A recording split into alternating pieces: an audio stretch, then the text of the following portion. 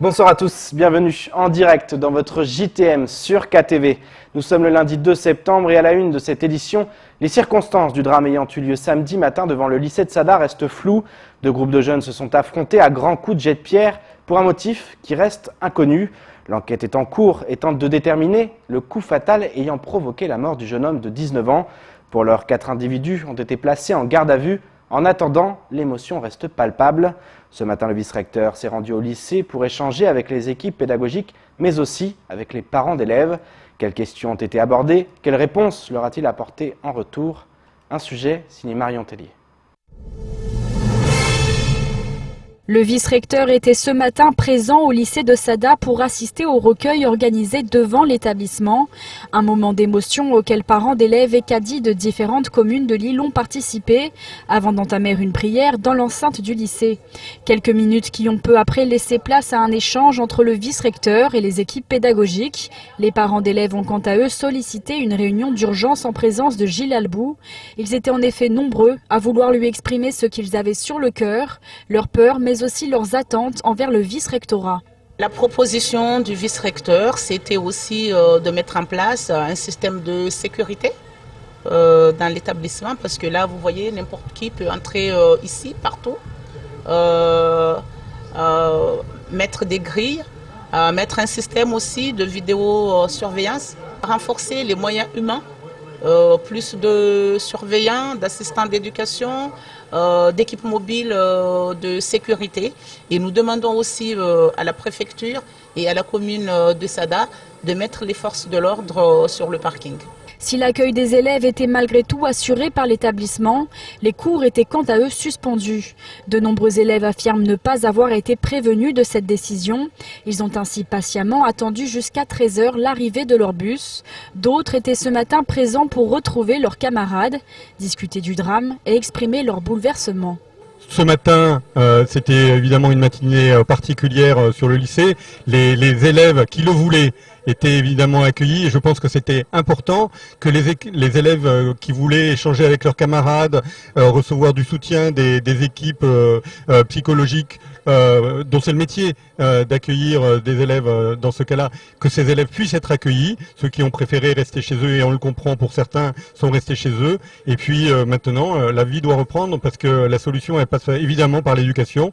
Et donc on ne peut pas laisser nos établissements fermés sur le long terme. À 14 h, une réunion avec les parents d'élèves ainsi que les enseignants de l'établissement était organisée. Elle a notamment permis d'aborder les questions de sécurité ainsi que de conditions d'accueil au sein du lycée. Si pour le moment les circonstances du crime restent floues, à Sada, l'inquiétude ne fait que grandir. En effet, de nombreux élèves redoutent des représailles.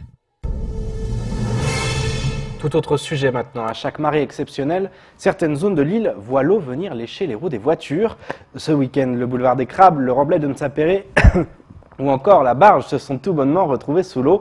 Un phénomène n'ayant pas créé de troubles, mais qui a suscité l'intérêt de la population qui s'inquiète de plus en plus de voir l'île submergée. En cette période où les risques liés au volcan font la une des médias, les interrogations sont de mise. Nous avons donc tenté de trouver des réponses à ces phénomènes de submersion. Paul Arthur Avit. Le boulevard des Crabes, la piste de l'aéroport, le remblai de Nsapéré ou encore l'embarcadère de la barge, toutes ces zones de grand passage se sont retrouvées sous l'eau ce week-end. Ce phénomène inhabituel n'a pas manqué de surprendre les habitants de l'île aux parfums qui commencent à se poser des questions, surtout en cette période où les risques volcaniques sont mis en avant. C'est un phénomène un petit peu exceptionnel qui se passe à Mayotte, qui est la conséquence directe de l'activité sismovolcanique qui a lieu donc à quelques kilomètres de nos côtes. Et du fait du dégonflement d'une chambre magmatique profonde, on a donc l'île de Mayotte qui s'enfonce plus vite que d'habitude. C'est-à-dire que la subsidence est un phénomène naturel, mais aujourd'hui, du fait de cette activité, on a ce phénomène qui est accéléré. Des marées exceptionnelles liées à l'alignement des astres qui, combinées à cette subsidence, peut conduire à une montée des eaux importante et impacter de plus en plus le littoral de Mayotte. Lors de grandes marées, on peut s'attendre à ce qu'il y ait les inondations de ce type, si on ne fait rien, se reproduisent. Après, c'est des inondations qui ne sont pas dangereuses en soi, puisque c'est des faibles quantités d'eau, mais qui néanmoins sont dérangeantes et doivent être réglées. Donc là, ce sera des mesures qui pourront être prises au cas par cas, selon les quartiers qui se trouvent inondés ou les routes qui seront inondées, et on peut d'ores et déjà effectivement se préparer aux grandes marées qu'il y aura dans un mois. Des grandes marées qui sont prévues pour fin septembre, mais avec 20 cm de plus que celles de ce week-end. Un événement qui ne manquera pas de marquer les Mahorais, mais y a-t-il vraiment lieu de s'inquiéter ? Inquiéter, j'emploierai pas ce mot-là, mais se préparer. Il faut se préparer de ce phénomène-là. Et aujourd'hui, comme je l'ai dit, ça en fait. Et comme chaque situation, on doit s'adapter et se préparer. Les eaux montent. Avec le réchauffement climatique qui entraîne une montée des eaux, l'enfoncement de l'île et les marées exceptionnelles, la population va devoir s'adapter et se préparer pour éviter de se retrouver les pieds dans l'eau. Et place maintenant à l'invité de la rédaction. Ce soir, nous accueillons Daniel Zaidani, conseiller départemental de Pamandzi. Daniel, bonsoir. Bonsoir. Ravi de vous accueillir. Vous êtes un observateur très avisé de l'actualité. Vous regardez de très près tout ce qui se passe de par effectivement vos fonctions d'homme politique. Vous êtes ancien président du Conseil général. Qu'est-ce que ça vous a fait de voir ce nouveau drame, cette actualité qui revient en boucle, sans cesse, ces problèmes de sécurité au sein des établissements, aux abords des établissements. Comment vous avez pris cette nouvelle ? D'abord, je tiens à présenter toutes mes condoléances à la famille du défunt. En tant que père de famille qui a un enfant dans un collège, je suis particulièrement touché par ces événements et je suis de très près, finalement, ce type d'événements tragiques. C'est ça qu'on se dit, ça pourrait être mon enfant aussi ? Absolument, parce que aujourd'hui c'est à Sada, ça aurait pu parfaitement arriver à Pamandzi. Vous savez, des jeunes qui sont dans des bandes, il y en a un petit peu partout. Aucun village, aucun collège, aucun lycée n'est épargné par cela. Donc, effectivement, les pouvoirs publics ont aujourd'hui, sur le territoire de Mayotte, une responsabilité forte. Pour ma part, je considère que les autorités locales ont une responsabilité sur les événements qui surviennent de manière récurrente, parce que des mesures pourraient être mises en place et qu'ils ne le sont pas faits de manière pérenne. Lesquels, Je rappelle par exemple que le 23 septembre 2016, les événements qui étaient survenus à Chirongui m'avaient conduit à écrire un communiqué de presse dans lequel je rappelais qu'il serait opportun de réduire la taille des structures scolaires en mettant non pas 1500 élèves par établissement mais plutôt 500 pour pouvoir mieux les encadrer. J'avais demandé à l'époque qu'on puisse mettre de manière continue aux abords des établissements des policiers, que ce soit municipaux ou nationaux, voire des gendarmes, pour garantir une sécurité aux abords. Il ne s'agit pas simplement de la sécurité à l'intérieur de l'établissement, mais des abords, parce que nous savons que la plupart de nos établissements se trouvent dans des zones isolées, en tout cas un accès unique. Et c'est ça, selon vous, la réponse ? Plus de sécurité ? Parce que ça, le gouvernement le promet aujourd'hui, plus de sécurité, plus de gendarmes, plus de policiers. C'est la raison pour laquelle je vous ai rappelé les faits de septembre 2016 et de constater que finalement aucune mesure n'a été mise de manière continue sur le territoire. En parallèle, nous savons également que cette délinquance est aussi liée à la situation de l'île. Vous savez, l'État, nous avons 80% de la population qui vit sous le seuil de pauvreté. Nous avons une absence quasiment une absence totale de logements sociaux qui permettent de sortir de la précarité et de la clandestinité un grand nombre de notre population actuelle. Et il faut dire aussi que nous avons un nombre connu de mineurs isolés, plus de 4000, on parle de 5000 mineurs isolés, alors qu'ils ne sont suivis par le Conseil général aux alentours de 500, c'est-à-dire même 10%. Donc vous voyez bien que on ne peut pas se contenter aujourd'hui de dire que c'est simplement la responsabilité du conseil départemental. La responsabilité, elle est partagée, elle est multiple et les mesures ne sont pas prises en compte aujourd'hui sur le territoire de Mayotte. Que doit faire l'État, Daniel Zaidani ? Qu'est-ce qu'il doit faire ? Injecter des millions, des milliards ? C'est ce qu'il est en train de faire ?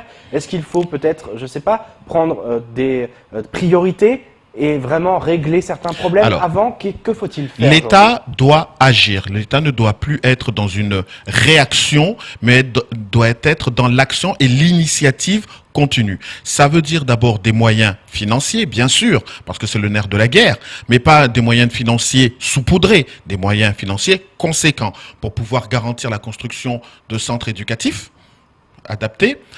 Ça nécessite également d'avoir des moyens financiers pour garantir un effectif de gendarmes et de policiers municipaux également sur tous les établissements. Ça nécessite des moyens financiers et humains pour pouvoir avoir des établissements à dimension humaine, ce qui n'est pas le cas actuellement. Il ne s'agit pas de reporter tous ces projets, mais de les faire maintenant.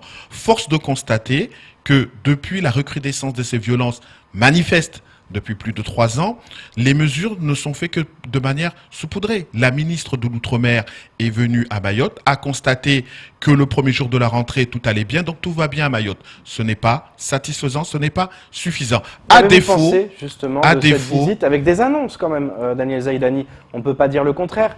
Elle a annoncé plusieurs choses, cette opération, notamment de lutte contre l'immigration clandestine.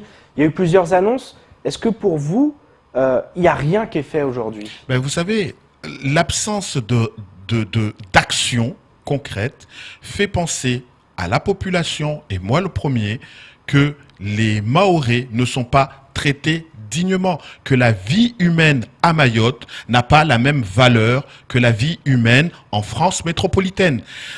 Vous voyez ce fait qui passe en boucle dans tous les médias à Mayotte n'est pas relaté suffisamment en métropole, pour pas dire n'est pas du tout relaté. Donc la vie humaine, lorsqu'elle est mahoraise, n'a pas la même valeur qu'une vie humaine en France métropolitaine. C'est ça qui nous touche et qui nous blesse le plus. C'est le manque de considération à nos problèmes, le manque de moyens à nos problèmes, le manque de moyens financiers et le manque de moyens humains et le manque d'accompagnement. Donc oui, ils ont bon jeu aujourd'hui de tous aller à Sada, de tous pleurer, de tous vouloir soutenir la famille de l'endeuillé et de soutenir toutes les victimes psychologiques, mais nous savons que cela n'est pas un fait isolé, il était prévisible et celui-ci est arrivé, d'autres arriveront, comme le 15 juin dernier, à coup de hachette, on a massacré un jeune à Passamainti. Quelles sont les mesures qui sont mises à Mayotte? Aucune. Mais Daniel c'est ça le drame. Vous avez été président du Conseil général, vous savez que ça prend du temps quand vous lancez des mesures, vous le savez mieux que personne, ça prend du temps. Et il faut laisser le temps au temps. Ça fait 2 ans, elle a expliqué qu'il n'y aurait plus d'annonces, que maintenant il était temps de mettre en œuvre les mesures. Est-ce que vous y croyez ou pas du tout? Alors écoutez, la ministre de l'Outre-mer est venue à Mayotte. Il y a 1 an, elle nous expliquait le livre bleu qui était d'ailleurs la conséquence directe des assises de l'Outre-mer. Dans ce livre bleu, qu'est-ce qu'on a fait pour Mayotte? On a supprimé l'abattement. 40%, donc plus d'impôts. On a fait en sorte que on lance des études pour l'habitat social au lieu d'augmenter directement la LBU pour permettre la construction de ces logements sociaux et sortir de la précarité ces familles. On nous parle de 1,6 milliard d'euros pour Mayotte. Mais au lieu de nous dire ce que l'État va faire, elle va nous parler de ce que les élus n'ont pas fait. Ce n'est pas sa compétence. Sa compétence, c'est l'action de l'État. L'action de l'État, c'est quoi? C'est, comme je l'ai dit, les logements sociaux pour sortir de la précarité des gens. L'action de l'État, c'est de construire des établissements scolaires qui permettent, à taille humaine, qui permettent d'accueillir dignement et correctement nos enfants. L'action de l'État, c'est de garantir qu'on ait suffisamment de sécurité avec des forces de l'ordre en nombre suffisant, avec des moyens. Il y a encore pas plus tard que le mois de juin, les policiers nationaux étaient venus sur votre plateau se plaindre de moyens financiers pour exercer correctement leur travail. Ils l'ont fait en direct avec la ministre. Et là encore, aucun mot de la ministre. Donc pour moi, la visite de la ministre n'avait pas de sens. Elle n'a apporté aucune réponse à la population mahoraise dans ses problèmes. Si ce n'est d'indexer les élus de Mayotte qui ont leur tort également, que ce soit les maires et les conseillers départementaux. Mais pour cela, la population saura faire ce qu'il faut lors des élections prochaines. Mais aujourd'hui, l'État a une part de responsabilité et elle ne parle jamais de ce qu'elle peut faire dès à présent. Alors, elle a fait une autre annonce, notamment la première journée. Dans l'après-midi, elle a parlé de ce plan contre le volcan pour faire face aux risques liés au volcan sous-marin. On l'a vu, des scènes assez exceptionnelles. Beaucoup n'en avaient encore jamais vécu comme celle-ci, avec ces grandes marées et ces zones qui étaient complètement submergées. Qu'est-ce que vous en pensez? Est-ce que vous êtes inquiet ou est-ce que selon vous, c'est déjà arrivé à Mayotte et il n'y a pas lieu de s'inquiéter outre mesure? Alors, c'est une information nouvelle pour personne que de dire que Mayotte est vulnérable aux risques naturels. D'accord. Lors du cyclone Hélène en mai, lors du cyclone Hélène en mars 2014, nous avions vu les dégâts importants qui avaient été causés dans le nord de l'île. Le Conseil général, à l'époque, avait dégagé une enveloppe de plus de 10 millions d'euros pour restaurer ces infrastructures. En parallèle, je rappelle que toujours en avril 2014, j'avais financé le premier ouvrage, un atlas sur les risques naturels et la vulnérabilité du territoire de Mayotte. Donc c'était un ouvrage qui recensait les risques naturels et les impacts. Mais cet ouvrage n'avait pas vocation à rester figé puisque les risques évoluent. On le voit aujourd'hui avec l'apparition, la naissance d'un volcan. Mais qu'est-ce qu'on a fait ces 5 dernières années pour mettre en adaptation les infrastructures ? Le boulevard des Crabes, par exemple, qui a été envahi par la mer, on constate qu'il n'y a pas de digue du côté où le boulevard a été envahi d'eau. Donc, il y a aussi une nécessité de mettre en cohérence les actions publiques vis-à-vis des risques qu'encourt le territoire. La zone de Mtsapéré est une zone que nous connaissons submersible. D'ailleurs, on s'interroge jusqu'à aujourd'hui comment cela se fait-il que la DEAL a été autorisée à construire son siège sur ce site. Peut-être parce que c'est elle-même qui délivre le permis. Mais nous autres collectivités, lorsque nous avons voulu nous installer sur ce terre-plein, la même DL qui a installé son siège nous a dit que c'est une zone submersible. Donc c'est une information nouvelle pour personne et qu'il fallait rehausser le terrain de 1 mètre de haut. Qu'est-ce que l'État a fait pour pouvoir faire cela? Donc on voit bien, il ne faut pas se lever aujourd'hui et découvrir que Mayotte est vulnérable aux risques naturels. Non, ce n'est pas nouveau, c'est un fait réel, mais il y a une nécessité d'adapter les politiques publiques. Moi, je constate simplement que sur les 1,6 milliard qui ont été accordés à Mayotte, la ligne vulnérabilité de Mayotte au risque naturel, 0 €. Donc, là encore une fois, la ministre, elle est gentille de venir faire sa campagne électorale à Mayotte, mais je constate que dans les faits et dans les moyens qui nous sont accordés, encore une fois, rien n'a été fait pour que les Mahorais se sentent en sécurité sur le territoire. Un dernier mot rapidement, Daniel Zaïdani. Elle a dit, la ministre, et elle l'a répété, nous devons travailler en collaboration justement avec les élus locaux. Lorsque vous parlez de ces plans et de ces problématiques liées à la submersion marine, on le voit, il y a des constructions aujourd'hui qui se font, la mairie a engagé des travaux sur ce terre-plein. Est-ce qu'il n'y a pas aussi une responsabilité partagée? Est-ce que chacun ne doit pas aller dans le même sens plutôt que se tirer toujours les uns et les autres dans les pattes et dire c'est la faute des uns, la faute des autres, les gouvernements succèdent et le constat est toujours le même? Est-ce que la responsabilité n'est pas partagée, que les uns et les autres ne doivent pas se dire aujourd'hui il faut avancer ensemble, tous ensemble, avec l'État et avancer devant, en marche? Mais qui ne veut pas avancer avec l'État? C'est l'État qui ne met pas les moyens sur les territoires de Mayotte. C'est l'État qui n'envoie pas des hommes en nombre suffisant sur les territoires de Mayotte. C'est l'État qui, lorsqu'elle accorde des moyens financiers, fait en sorte de faire traîner les dossiers pour que les infrastructures ne se réalisent pas.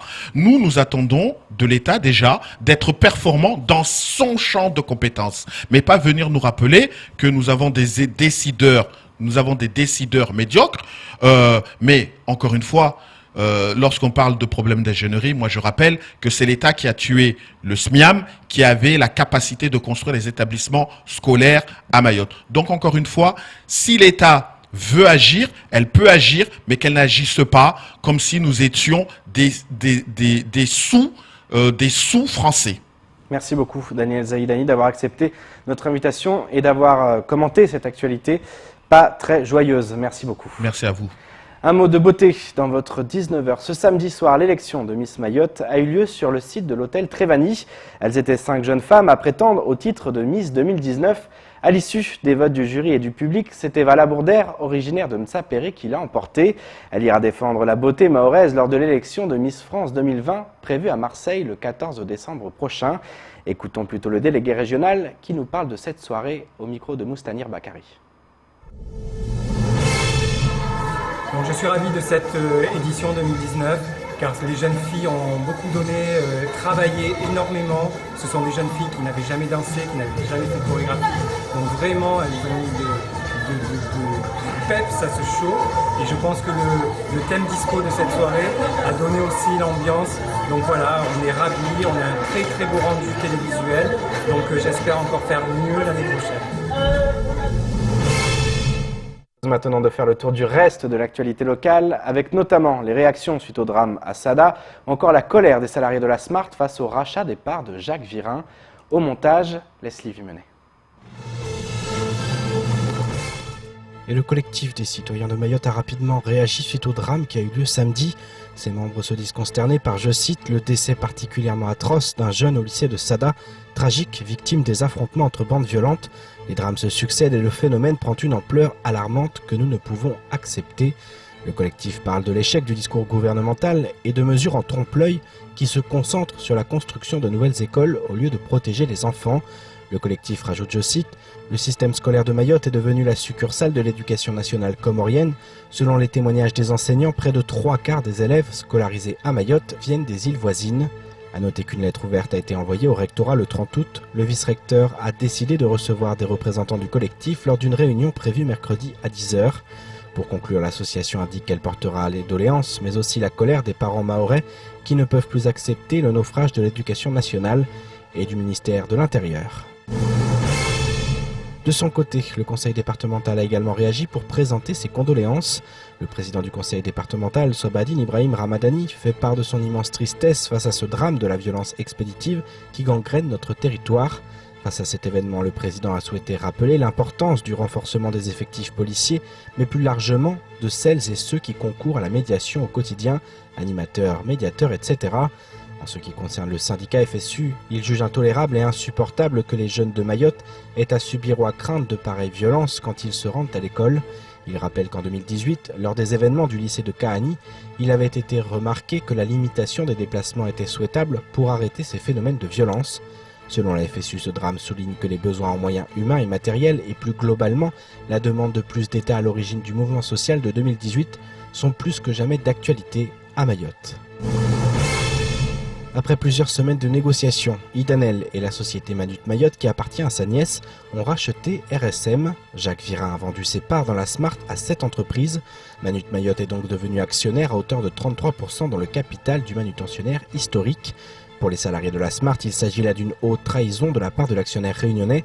Dans un communiqué, ils affirment que donner la possibilité à Idanel de mettre ses pieds dans la société n'est qu'une décision qui va à l'encontre des intérêts des Mahorais, car par la présente, elle ne pourra qu'imposer sa mainmise sur l'ensemble des activités du port de Longoni. Pour conclure, les salariés assurent, je cite, qu'ils se battront jusqu'au bout pour éviter celle qui a toujours milité depuis 2013 pour la disparition pure et simple de nos emplois et la mort tout court de la Smart. Politique pour clore ce journal. Chaque semaine qui passe nous rapproche des élections municipales qui auront lieu les 15 et 22 décembre 2020. Les prétendants annoncent leur candidature les uns après les autres. À Mamoudzou, la bataille promet d'être intense pour prendre la place de Mohamed Majani. Car si ce dernier est candidat, il devra faire face à plusieurs membres de sa majorité qui promettent de ne lui faire aucun cadeau. C'est le cas de Bakar en Limoudine, l'actuel 5e adjoint au maire. Au montage, Leslie Vimenet. C'est avec un CV de plus en plus étoffé que Bakar en Limoudine vient de se déclarer candidat à la mairie de Mamoudzou. Actuel 5e adjoint en charge des finances, cet homme plutôt de gauche compte bien déloger Mohamed Majani de son siège de premier édile de Mamoudzou. Il faut quand même poser le contexte. En réalité, j'ai jamais été avec Majani. J'étais avec le groupe LAM à l'époque, qui était déjà une équipe macédoine. Au deuxième tour, on a fusionné, deuxième niveau de Macédoine. J'ai envie de dire aujourd'hui qu'on a été avec Majani. Les élus ont toujours été avec Majani, mais aujourd'hui, j'ai envie de dire clairement, Majani n'a pas tout à fait été avec nous. En tout cas, moi, parmi mes priorités, c'est vraiment être le maire de Mamoudzou. Je ne vais pas être le maire d'un quartier ni d'un village. Vous faites allusion à Kaweni? Je veux être le maire de Mamoudzou. Mamoudzou est composé de 8 villages. Ouais. Donc, encore une fois, on a un maire qui est maire d'un quartier ou voire d'un village. Kaweni De Kaweni, pour faire simple. Plusieurs candidats issus de cette majorité envisagent de se présenter face au maire sortant. Si l'on y ajoute les autres candidats des différents partis politiques locaux, la bataille s'annonce rude. Mais Bakaran Limoudine se veut confiant, lui qui est passé tout près d'atteindre le second tour lors des cantonales de 2015. Je peux parler d'échec en 2015 et encore pour une première. Il y a eu beaucoup de critiques comme quoi il n'est pas assez connu, mais j'ai fait pratiquement 20%. Il y a eu des élus sortants, ils ont fait à peine 1 ou 2%. C'est vrai. Et moi, première fois, pratiquement 20%. En tournée, il me restait 30 voix pour aller au deuxième tour. Mais ça a un sens, c'est un message fort. Comme quoi j'ai aussi une base. Si ces divisions pourraient faire le jeu de Mohamed Majani au second tour, pour Bakaran Limoudine, le maire sortant n'aura pas l'occasion de créer des alliances à l'issue du premier scrutin le 15 mars 2020. Il faut viser le podium. Tel que c'est parti, Majani ne sera pas au podium, c'est sûr et certain. Enfin, en tout cas, par rapport à ce qu'on attend ici et là. Le fait il sera éliminé au premier tour. Je l'espère. Ouais. Je l'espère. Ouais. En tout cas, moi, je vise le podium. Ça, c'est clair et net. Accéder au deuxième tour, voilà un objectif que de nombreux candidats se fixent à 7 mois du scrutin. Mais pour cela, il faudra convaincre des électeurs du chef-lieu qui, pour beaucoup, ont bien du mal à croire encore dans l'action des politiques. C'est ainsi que s'achève ce journal. Merci de nous avoir suivis. Pour ma part, je vous donne rendez-vous demain dès 19h pour une nouvelle page d'actualité locale. Excellente soirée sur Kwezi.